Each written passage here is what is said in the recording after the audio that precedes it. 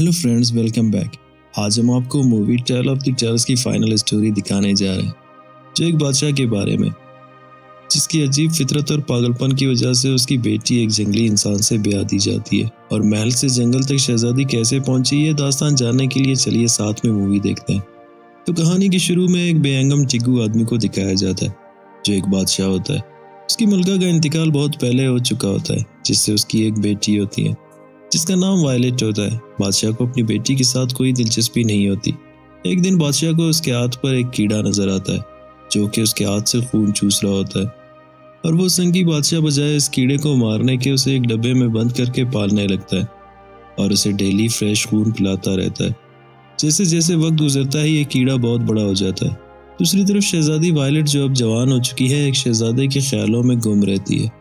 और उसके कीड़े पालने वाले गैर जिम्मेदार बाप को उसकी कोई परवाह नहीं होती, क्योंकि वो हमेशा अपने पालतू जानवर के साथ मसरूफ रहता है।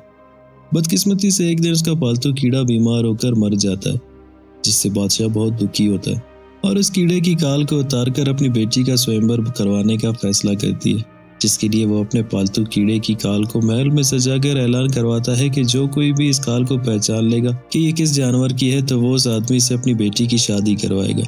वायलेट अपने बाप के इस फैसले पर ज्यादा खुश तो नहीं होती, पर इस उम्मीद पर कि शायद कोई शहजादा ही मुकाबला जीत जाए मान जाती है। और महल में मुकाबले के लिए दूर दूर से लोग चले आते हैं, पर उनमें से कोई भी इस काल की पहचान नहीं कर पाता, क्योंकि आज से पहले किसी ने भी इस साइज का कोई कीड़ा कभी नहीं देखा होता। ना ही कोई तस्वर कर सकता है कि कोई कीड़ा इतना बड़ा हो सकता है। और अब महल में एक अजीबो गरीब राक्षस नजर आता है। वो भी मुकाबले में हिस्सा लेना चाहता है, और बादशाह के नौकर उसे रोक लेते हैं। लेकिन संगी बादशाह उसे मुकाबले में हिस्सा लेने की इजाजत दे देता है, और ये राक्षस सूंघकर काल की पहचान बता देता है। और मुकाबले का विनर होने के नाते अब शहजादी उसके साथ ही जाएगी।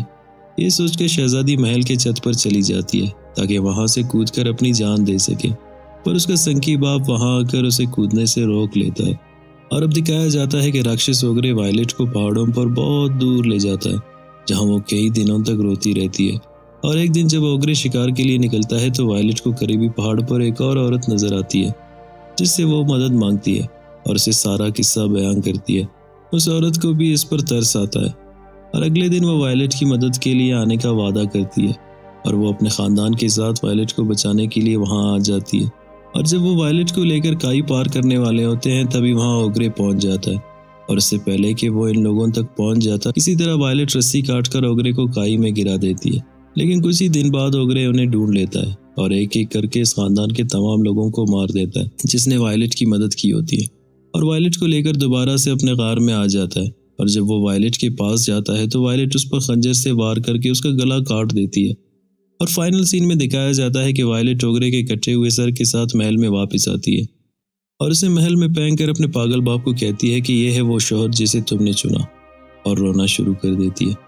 बादशाह अपनी बेटी की बहादुरी देखकर उसके सामने घुटनों के बिल गिर जाता है, और अब इस सल्तनत के तख्त पर सिर्फ और सिर्फ वायलेट ही बैठ सकती है। कहानी यहाँ खत्म होती है, पर हम चाहते हैं कि आपका और हमारा साथ कभी खत्म ना हो, इसलिए जुड़े रहिए और अपने होने का सबूत कमेंट और लाइक्स के जरिए देते रहिए। तो फिर मिलेंगे एक और शानदार मूवी के साथ।